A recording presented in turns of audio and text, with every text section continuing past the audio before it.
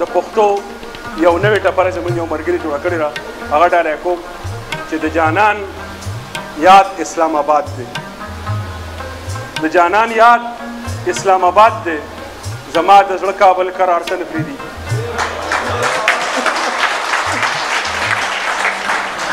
په ډېره موده پس مې سترګې لږې شان خوږې شوې په ډېره موده پس هغه سړی مخې له راغی ستړی مه شي بدلیکمه په خیر ډېره مننه نزار بھائی د ټولو نه اول زه راغلی د لر او بر درنو پښتنو ته د زړه د تله هرکلی او ښه راغلاس وایم او بیا ورته د دې کوچني اختر ډېره ډېره مبارکي د زړه د تله وایم د هغې نه علاوه د شمشاد تلویزیون او د هغې د مشرانو او د ټول ټیم ډېر زیات ممنون او مشکور یو چې دا دومره ښکلې ټولنه دلته جوړه کړې ده او زه به درته دا یو حقیقت ووایم چې زما په 14 کاله د اماراتو مسافرۍ کې دا د ټولو نه ښکلی اختر دی چې دا څنګه مسافرو سره یو ځای او په کوم شان باندې تېر شي فضل حکیم وروره زه د خپل طرفه او د شمشاد تلویزیون له طرفه د دې ناستو ټولو درنو افغانانو له طرفه ستا یو نړۍ مننه کوم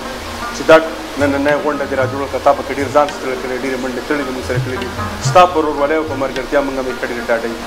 دا راته ووایه ستا څومره وخت وشوې مسافرۍ او نزار بھائی څنګه چې ما تېره کړه 14 کاله مسافري مې وکړه او لګیا یو له ګورو چې تر کومې پورې کولی شو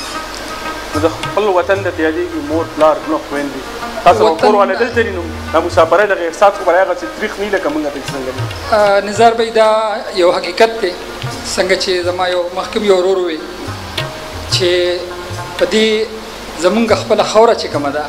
زمونږ کومې لوټې لوټې کلي چې کوم دي زمونږ هغه پولې چې کومې دي هغه مونږ په ډېرو لویو لویو ښارونو او په بنګلو باندې سره نه بدلو او چته هم هغه اختر او هغه مزې هغه دلته کې نشي پیدا کېدی نو اختر خو د کلي اختر وي خو بیا هم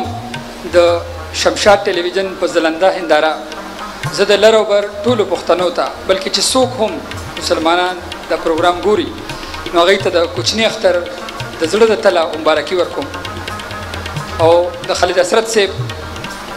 یو ښایسته شان شعر دی چې هغه یو دعا ده هغه هم تاسو ته ډالۍ کوم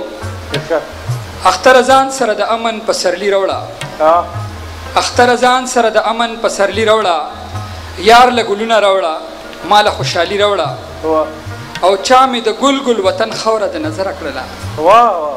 چا مې د ګل ګل وطن خاوره د نظره کړله لوګي کوم ترې جانانه سپېلني راوړه ډېر ډېر